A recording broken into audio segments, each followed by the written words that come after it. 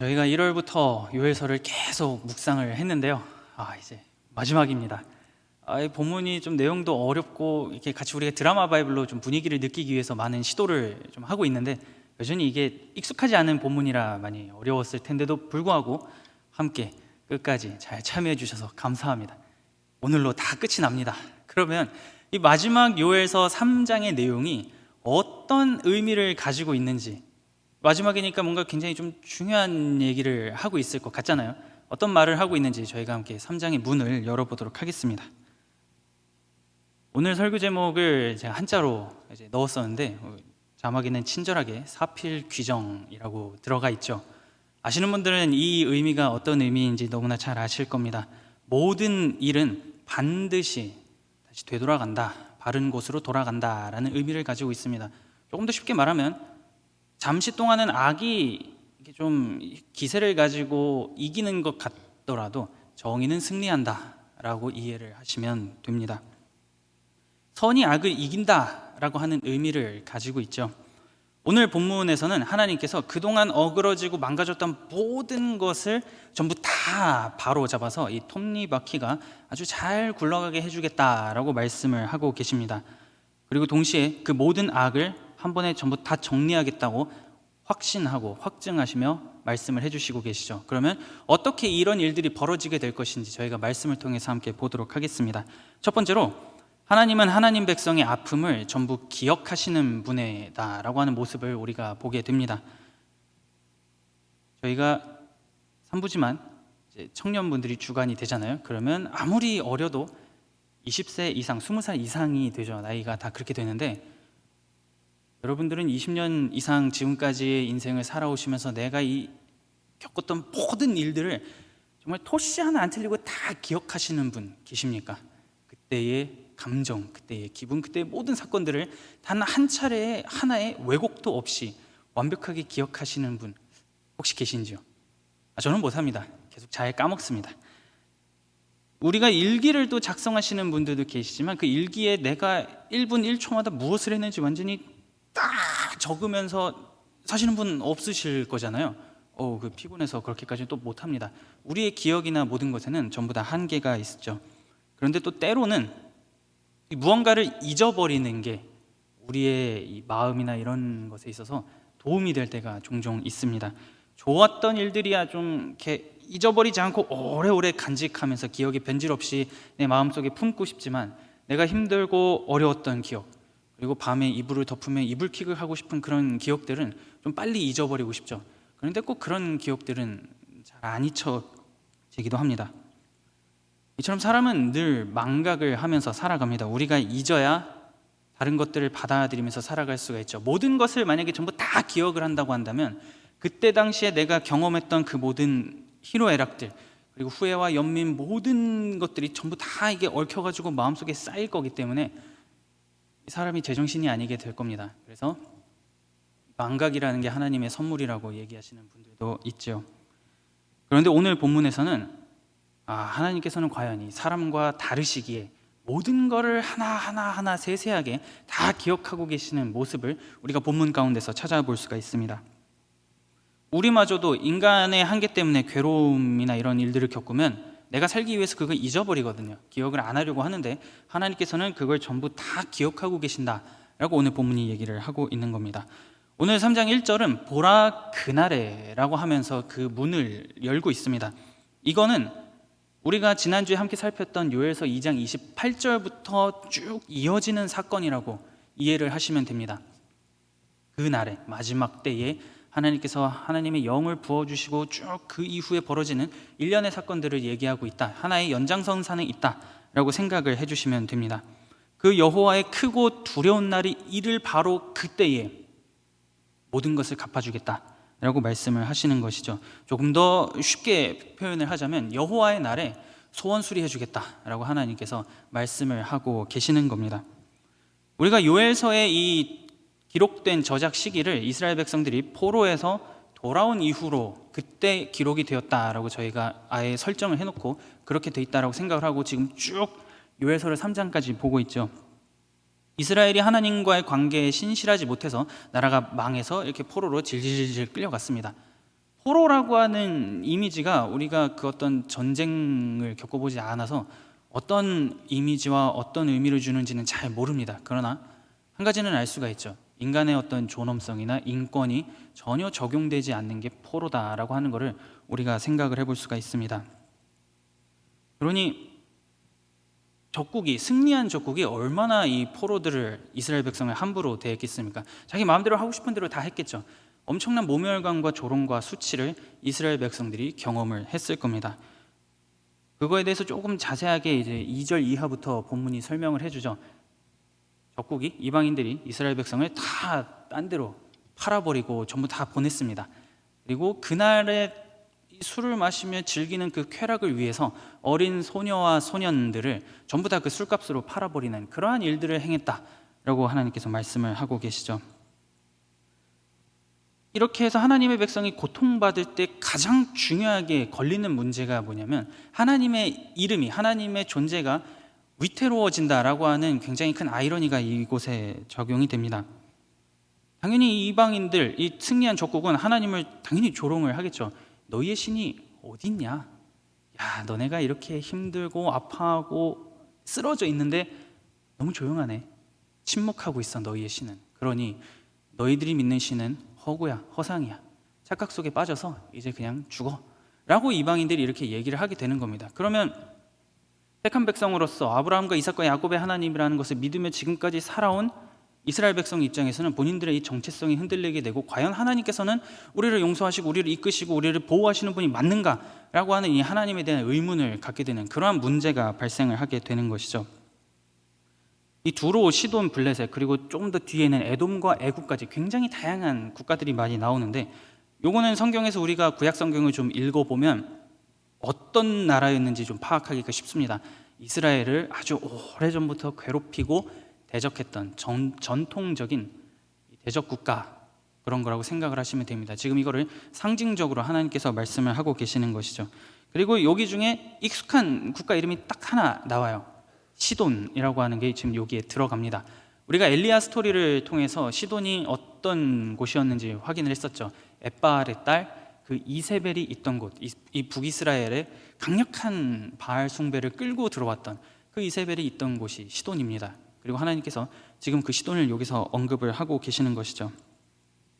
도저히 내 힘으로는 이겨낼 수가 없어서 그저 무릎 꿇고 포로로 끌려가고 온갖 멸시를 당했던 그 순간들, 남들은 내 아픔을 모르지만 나는 그것이 얼마나 고통스러운지를 알기에 남몰래 내가 구석에서 흘렸던 그 눈물, 그 아픔, 그 모든 것들을 지금 하나님께서 기억을 하고 계신다라고 말씀을 하고 있는 겁니다. 그리고 그 자녀가 아파하고 흘린 모든 눈물에 지금 하나님께서는 공감을 하시면서 내가 너희들을 괴롭히고 너희들을 못살게 굴었던 그 모든 대적 세력을, 여호사밧 골짜기, 이걸 좀 바꿔서 말하면 심판의 골짜기입니다. 이름부터 무시무시하죠. 심판의 골짜기에 모든 대적 세력을 전부 다 모아가지고 거기서 내가 재판하고 판결할 거다 라고 하나님께서 지금 말씀을 하고 계시는 겁니다. 이걸 통해서 하나님의 자녀인 우리들은 한 가지 소망을 가질 수가 있는 것이죠. 하나님께서는 내가 그 당시에 어려워하고 힘들어하고 무기력해서 쓰러졌던 그때의 그 상황, 그때의 그 마음, 그때의 그 아픔을 전부 다 알고 계시는구나, 전부 다 기억을 하고 계시는구나 라고 하는 것을 이 말씀을 통해서 우리가 보게 됩니다. 그리고 내가 흘린 그 슬픔의 눈물을 그래 그냥 울었구나, 알았어 라고 하시지 않고 전부 다 갚아주겠다고 하는 것을 우리가 이 말씀을 통해서 보게 되는 것이죠. 이걸 통해서 너희는 내가 그냥 버린 고아가 아니다, 너희는 내 자녀고 내 새끼다, 내 백성이다 라고 하는 그 하나님의 의지가, 내가 너희를 기억하고 있다라고 하는 이 장면을 통해서 너희가 어떤 수치와 모멸을 당했는지 내가 다 알고 있다라고 하는 이 장면을 통해서 우리가 보게 됩니다. 우리가 예수 그리스도를 구주로 믿고 고백하고 예수님만이 나의 주님이 됩니다라고 하면서 일상을 살아가지만 마냥 꽃길만 걷지는 않잖아요. 그렇게 걸어가지 못해요. 너무 힘들죠. 때로는 풍파를 너무 많이 얻어맞아서 내가 탄 배가 난파할 것 같은 그러한 상황에도 우리가 처하게 됩니다. 그런데 그렇게 어려움 가운데에서 그걸 해결하지 못해서 무력함 가운데 빠져 있는 나를 향해서 하나님께서 말씀하시는 것이죠. 그거 내가 다 봤고 그 자리에 같이 있었고 그 고통이 내가 뭔지 안다. 마지막 때에 여호와의 날에 전부 다 판결해 줄게 라고 말씀을 하고 계시는 것이죠. 두 번째로는 하나님께서는 그 악을 반드시 심판하시는 분이다라고 하는 장면이 그 이후 구절부터 나타나게 됩니다. 하나님께서 이방 국가들, 대적 세력들을 전부 다 여호사밧 골짜기에 이제 모으셨어요. 그랬더니 이 이방 세력, 이 대적자들이 화가 나기 시작을 하는 겁니다. 왜 우리가 이런 판결을 받아야 돼? 라고 하면서 들고 일어나기 시작하는 장면이 그 이후에 그려지기 시작을 해요. 이제 와서 왜 우리를 심판하려는 것이냐? 나는 이 판결에 납득하지 못하겠다. 우리 동지들이여 다 일어나 저 하나님을 칩시다 라고 이 사람들이 대적을 하기 시작을 하는 거예요. 하나님께서 이스라엘 백성들이 이 말씀에 불순종해가지고 어그러진 길로 가게 되면 성경에서도 너무나 명확하게 나오듯이 이방 민족을 사용해서 이들을 징계하신 것은 맞습니다. 그런데 가가지고 한 대만 때려, 한 대 때리고 돌아오게 해 라는 의도로 이들을 사용하신 것이었지, 죽기 직전까지 패고 모든 것을 다 끄집어 내와라는 식으로 이방 국가를 사용하신 것이 아니었습니다. 그런데 이 하나님을 대적하는 세력은 이렇게 생각을 하는 거죠. 때는 이때다. 물 들어올 땐 노져야 되니까 이참에 그냥 하나님의 백성 전부 다 싸그리 멸해버리자라는 식으로 너무나 심각하게 백성을 괴롭히고 해하려 했다라고 하는 것을 하나님께서 보셨기에, 그게 무엇인지 아시기에 이들을 지금 심판하려고 하시는 것이죠. 하나님의 통치를 거부하는 악이 마침내 때가 찾아 내 마음대로 이제 다 해야겠다라고 생각하는 장면이 이 과정 가운데서 나타나게 됩니다. 하나님도 별거 없고 그를 믿는 자들도 능력이 없고 너희는 그냥 그 수준이 거기까지야 라고 얘기를 하고 있는 겁니다. 이 내용을 구약 성경에서 신명기 32장 27절에서 다음과 같이 얘기를 하고 있어요. 혹시 내가 원수를 자극하여 그들의 원수가 잘못 생각할까 걱정하였으니 원수들이 말하기를 우리의 수단이 높으며 여호와가 이 모든 것을 행함이 아니라 할까 염려함이라. 하나님께서 징계하셨지만 그게 아니고 내 힘으로 이들을 멸절시키고 내 힘으로 모든 것을 다 하고 있다 라고 이 이방 국가들이 생각하고 있는 것에 대해서 하나님께서 언급하고 있는 장면을 우리가 보게 됩니다. 그렇기 때문에 이들을 하나님께서 심판을 하시려는 것이죠. 선을 너무 세게 넘은 장면을 우리가 보게 되는 겁니다. 자기들이 뭐라도 된 것 마냥 들고 일어나서 우리는 하나님의 통치가 필요 없습니다, 이제 그냥 당신은 뒤안길로 물러나시고 그냥 죽어주세요 라고 이방인들이, 이방 국가가, 대적자들이 생각을 하고 다 이제 모여서 들고 일어나려는 겁니다. 농기구, 여러분들이 농사 지는 거 다 필요 없어요. 그냥 다 가져와가지고 무기로 만듭시다 라고 하는 거죠. 농사 지을 때 쓸 그 농기구마저도 전부 다 녹여가지고 창과 칼로 만들고 그 하나님께 대적하려고 이들이 움직이기 시작을 하는 겁니다. 기왕 어차피 다 여호사밧 골짜기에 다 모인 거 이참에 그냥 결판을 냅시다 라고 하면서 한판 붙으려고 하는 장면이 나타나게 되는 것이죠. 이미 교만해졌기 때문에 더는 눈에 보이는 게 없습니다. 그렇기 때문에 하나님을 거부하는 자들은, 하나님의 통치를 거절하고 인정하지 않으려고 하는 자들은 끝까지 하나님께 대항하려고 한다라고 하는 장면을 이 구절을 통해서 저희가 보게 되는 거죠. 그러한 대적 세력을 향해서 하나님께서는 13절에서 다음과 같이 말씀을 하십니다. 너희는 낫을 쓰라. 곡식이 이것도다. 와서 밟을지어다. 포도주 틀이 가득히 차고 포도주 독이 넘치니 그들의 악이 크미로다. 포도 좋아하시나요? 저는 반반입니다. 먹기가 좀 불편해가지고. 포도 주스는 좋아해요. 근데 이 포도가 이렇게 알갱이를 이렇게 딱 따면 이게 물렁물렁 하잖아요. 그래서 이 손에 잡은 거에서 조금만 힘을 주면 이게 터집니다. 바스라지는 거죠. 이 포도 알갱이에 대한 이미지가 지금 이 심판의 이미지로 사용이 되고 있는 장면을 우리가 보게 됩니다.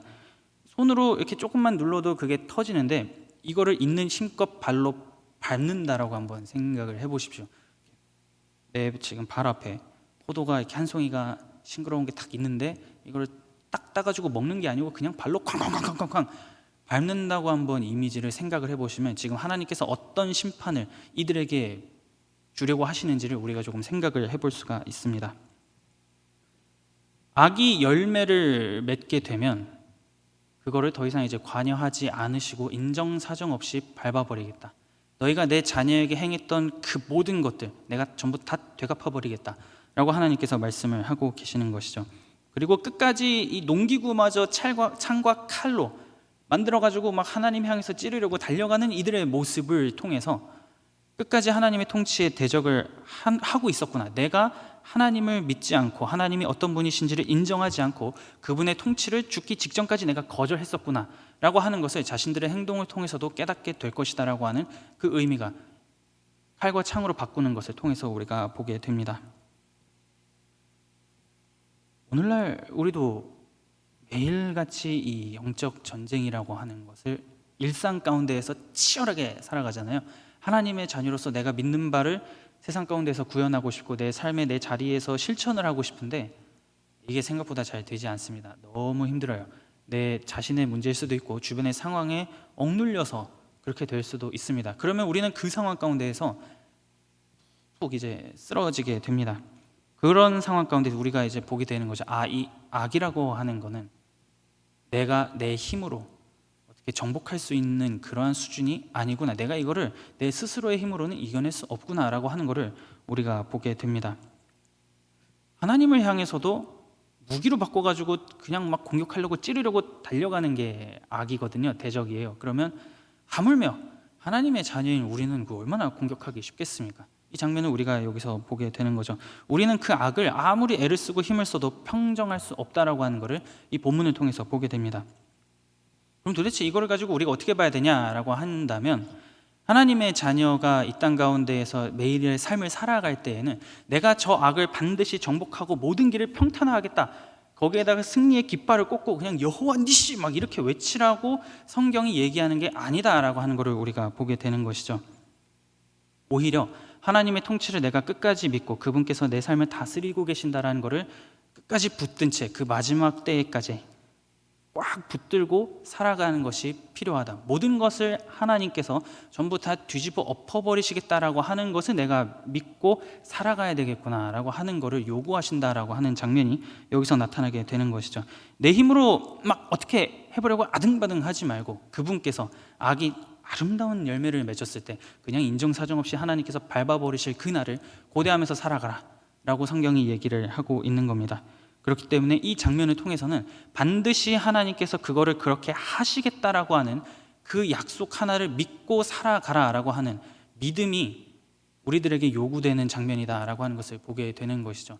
반드시 그분께서 그렇게 하실 겁니다. 내가 그 사실을 믿게 하여 주십시오. 내가 믿으며 이 땅 가운데서 살아갈 수 있게 하여 주십시오 라고 하는 것이 필요하다라는 거죠. 세 번째로 하나님께서는 우리에게 마르지 않는 회복, 영원히 풍성하게 넘치는 회복을 주신다라고 하는 것을 우리가 보게 됩니다. 왜 이렇게까지 하나님께서 밟아버리겠다라는 표현까지 사용하시면서 악을 없애려고 하실까라고 하는 질문을 우리가 하게 됩니다.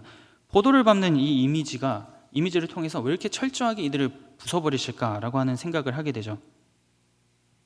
왜냐하면 이스라엘 백성들이 처음에는 이 하나님의 말씀을 제대로 듣지 않았잖아요. 우리가 요엘서를 쭉 살펴봤지만 말씀 가운데에서 이제 불순종하는 그러한 삶을 살았습니다. 그리고 나서 말로 표현하기 힘든 너무나 큰 고통을 이들이 당했어요. 그 이후에 이들이 했던 행동이 무엇이었냐면 하나님 앞에 나아가서 회개를 했습니다. 우리가 잘못했습니다. 지금까지 하나님의 뜻에 맞지 않게 산 거 전부 다 회개합니다 라고 하는 그 전심 어린 회개를 이 백성들이 하기 시작을 했습니다. 그리고 그 이후에 하나님께서 삶을 풍요롭게 해주겠다고 요엘서 2장 18절 이하부터 쭉 말씀을 하세요. 그런데 악이라고 하는 문제가 해결되지 않은 상태에서 이들의 삶 가운데 부어주는 그 회복이 얼마나 의미가 있을까요? 그게 온전한 기쁨으로 과연 다가올 수 있을까라고 하는 질문을 우리가 해보게 됩니다. 조금 살만해가지고 회복이 돼서 이제 좀 뭐 좀 먹고 살만하겠다라고 하면 또 와가지고 훔쳐갈 거잖아요. 또 와가지고 그냥 막 부수고 무너뜨리고 그거 가져갈 거란 말이죠.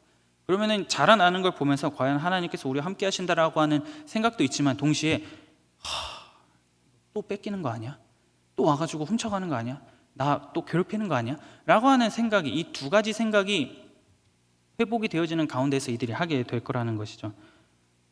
이스라엘 백성들이 메뚜기 재앙으로 너무 가난해지니까 이거는 이들이 가지고 있는 걸 훔치기 위해서 군대를 움직이는 것 자체가 마이너스이기 때문에 아마 괴롭히지 않았을까라는 생각을 해보게 됩니다. 그런데 좀 살만해지면 우리가 저거를 가져가기 위해서 투자한 것보다 더 많은 걸 얻을 수 있으니 당장 군사를 이끌고 이스라엘을 약탈하러 가자라고 하는 제적 세력들이 굉장히 많이 생기게 되겠죠.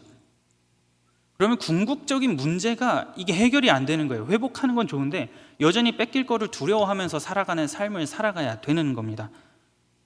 이걸 바꿔서 얘기하면 하나님은 고통을 주는 거를 좋아하는 분인가? 정말 중요한 그 궁극적인 문제는 해결해 주시지 않은 채 그저 내가 그 강한 세력에게 물고 뜯기고 얻어맞고 빼앗기는 거를 그냥 보시는 분인가? 아니 그러고서 왜 다시 이거 회복을 시켜주는 거야? 그냥 죽이지 라는 생각을 할 수 있게 되는 거죠. 그러면 처음에는 회복되는 거를 보면서 감사를 하겠지만 나중에는 이 마음이 어디로 가겠습니까? 도대체 나한테 왜 이러시는 겁니까? 라고 하는 원망으로 발전을 하게 되겠죠. 그렇기 때문에 하나님께서 이들을 괴롭히는 하나님을 대적하는 적대 세력을 심판하시는 것은 선택이 아니라 필수가 된다라고 하는 것을 우리가 보게 되는 겁니다. 심판이라고 하는 것이 없으면 이 땅을 살아가는 그 하나님의 백성들에게는 소망이 하나도 없다라고 하는 것을 우리가 생각을 해볼 수가 있는 것이죠. 어디에 몸을 기대서 살아갈 수 있겠습니까? 여전히 나를 괴롭히는 세력은 건재하고 눈만 뜨면 내 거 뺏어가려고 그냥 막 이리처럼 달려드는 건 여전한데 자꾸 여기서는 좀 돈이나 뭐 이런 게 물질이 없으면은 안 가져갈 텐데 자꾸 뭐가 막 회복이 돼요. 그럼 돈이 있는 거잖아요. 물질이 있는 거니까 자꾸 뜯긴단 말이에요. 이게 반복이 되면 도대체 어디에 마음을 기대고 쉴 수 있겠습니까? 누가 그 악을 대신 심판을 할 것인가? 그들의 교만함을 완벽하게 무너뜨리고 정의는 살아있다를 누가 보여줄 것인가? 라고 할 때 하나님께서 내가 보여줄게 라고 하시는 것이죠. 이 모든 일련의 문제를 마지막 그 여호와의 날에 하나님께서 심판하시고 백성을 위해서 보복하시는 장면을 통해서 분명하게 보여주고 계시는 겁니다. 약한 자의 편에 서서 그들을 향해 달려오는 악의 세력을 향해 하나님께서 전장의 선두에 나가가지고 부르짖는다라고 성경이 얘기를 하고 있죠. 하나님께서 그냥 멀찍이 뒤에 이제 딱 계셔가지고 얘들아 니네가 나가가지고 좀 싸워봐 이렇게 하시는 게 아니고 먼저 앞장서서 그 세력을 향해서 부르짖으신다라고 얘기를 하십니다. 전사이신 하나님이 모든 문제를 다 해결해 줄게 라고 말씀하시는 장면을 우리가 보게 되는 거죠. 그렇기 때문에 하나님의 심판이라고 하는 것은 어떤 일종의 역전의 신호탄, 그리고 백성들에게는 궁극의 회복이 이제 시작이 된다 라고 하는 것을 볼 수 있게 해주는 그러한 장치라고 우리가 생각을 해볼 수가 있습니다. 심판이 있기에 미래가 있고 소망이 있다라고 하는 것을 하나님의 백성이 늘 생각하면서 살아가게 된다라고 하는 것이죠. 그렇게 돼서 모든 슬픔을 하나님께서 걷어가시고 모든 악을 평정하게 되면 남아있는 것은 하나님의 자녀들밖에 없겠죠. 그 땅에서 모든 것이 정리된 그 땅에서 풍성하게 나타나는 그 결실을 누리며 그것을 가지고 살아가게 될 것이다. 완전한 풍요를 누리게 될 것이다 라고 하나님께서 말씀을 하고 계시는 겁니다. 18절을 함께 보도록 하겠습니다. 이렇게 기록이 되어 있죠. 그날에 산들이 단 포도주를 떨어뜨릴 것이며 작은 산들이 젖을 흘릴 것이며 유다 모든 시내가 물을 흘릴 것이며 여호와의 성전에서 샘이 흘러나와서 시딤 골짜기에 대리라. 모든 악이 평정된 다음에 너희들은 그저 그 땅에서 아름답게 살아가며 모든 것을 제한 없이 잘 누리게 될 것이다 라고 하나님께서 약속해 주시면서 이들에게 그 날을 바라보며 살아가라고 위로의 메시지를 주고 계시는구나 라고 하는 것을 보게 됩니다. 마지막 결론이 결국에는 위로로서 요엘서가 마무리가 되는 것을 우리가 보게 되는 것이죠. 요엘서를 이제 우리가 이 마무리하면서 전체적으로 다시 내용을 간단하게 정리하고 넘어가자면 하나님께 신실하지 못해서 재앙을 이들이 1장에서 겪었어요. 그리고 나서 요엘이 처방을 내리죠. 회개해야 됩니다. 하나님 앞에 잘못한 것을 다 고백하고 그분 앞에 심장을 찢을 정도의 그 통곡하는 마음으로 하나님 앞에 나아가야 됩니다 라고 2장 17절까지 내용이 그게 쭉 선포가 됩니다.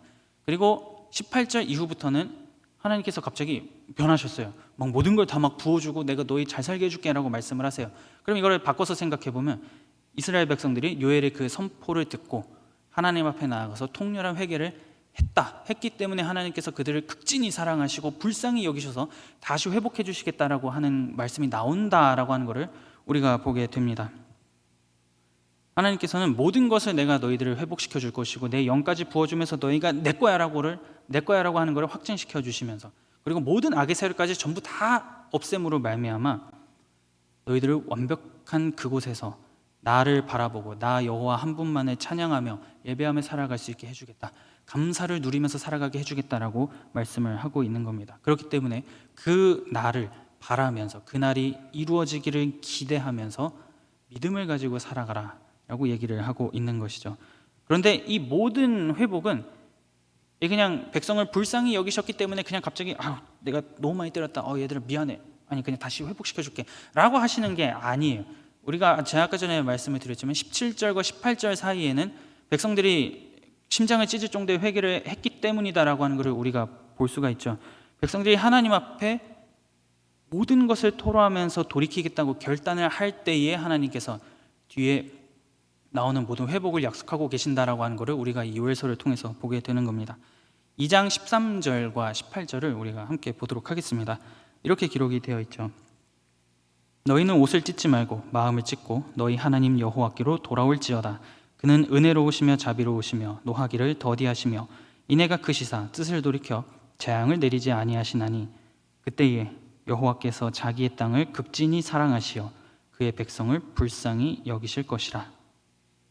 하나님 앞에 진심으로 돌이키고 내가 마음과 뜻과 힘을 다해서 한 분이신 여호와 하나님만 사랑하며 예배하겠습니다라고 하는 그러한 삶의 자세가 필요하고 그렇게 살아가기로 다짐하고 결심해야 된다라고 하는 것을 이 장면을 통해서 우리가 보게 됩니다. 그리고 그렇게 될 때에 하나님께서는 우리를 그 누구도 건드리지 못하게 완벽하게 보호해 주시면서 너희들에게 구원을 주겠다라고 말씀을 하시는 것이죠. 그리고 그걸 통해서 그냥 다른 사람들이 보면서 하나님 살아계시네요 라고 하는 수준을 뛰어넘어서 여태까지 그 모든 일을 당하면서 안에 겪었던 수많은 의심과 불신과 원망과 모든 것들이 다 정리되고 하나님의 백성이 자기의 입을 통해서 여호와는 자비로우시고 은혜로우시며 인자가 풍성하신 분이고 우리와 함께 거하시는 분이시구나라고 하는 그 고백을 타인의 입을 통해서도 아니로 바로 내 입을 통해서 내 자신의 고백을 통해서 하나님께서 살아계시는 것을 보여주겠다고 말씀을 하고 계십니다. 그럼 이 모든 것을 정리를 해보면 우리가 그렇게 살아가기 위해서 애를 썼을 때 그때 그 모든 상황 가운데서 흘렸던 눈물을 보셨고 지금도 보고 계시고 남몰래 하나님 앞에 울부짖고 절규했던 그 비통한 심정, 그 외침을 들으셨고 지금도 여전히 듣고 계시다라고 하는 것을 우리가 보게 되는 것이죠. 그리고 그것을 내가 갚아줄게, 내가 전부 다 끝내줄게, 그러니 그거를 바라보면서 믿음 가운데에서 이 땅을 하루하루 살아가라 라고 말씀을 하고 계시는 겁니다. 그러면 우리들에게 주어지는 그 의무와 책임이 너무나 분명한 것이죠. 반드시 그날에 하나님께서는 모든 것을 바로 잡아주실 거예요. 요엘이 살던 시대를 살아가던 사람들도 그날을 바라보면서 살아가고 있고 오늘날 우리도 마찬가지죠. 예수님께서 다시 이 땅 가운데 오셔서 모든 것을 정리하실 그 날만을 기다리면서 살아갑니다.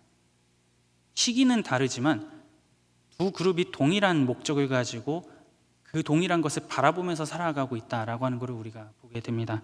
그렇기 때문에 모든 것을 바로잡아 주실 그 하나님, 내가 흘렸던 눈물, 외쳤던 그 비명을 다 들으시고 위로해 주시고 안아주시겠다라고 하는 그 하나님의 사랑, 그리고 그거를 우리가 누리고 바라보기 위해서 행해야 되는 회개, 이 모든 것들이 요엘서에서 움직이게 됩니다.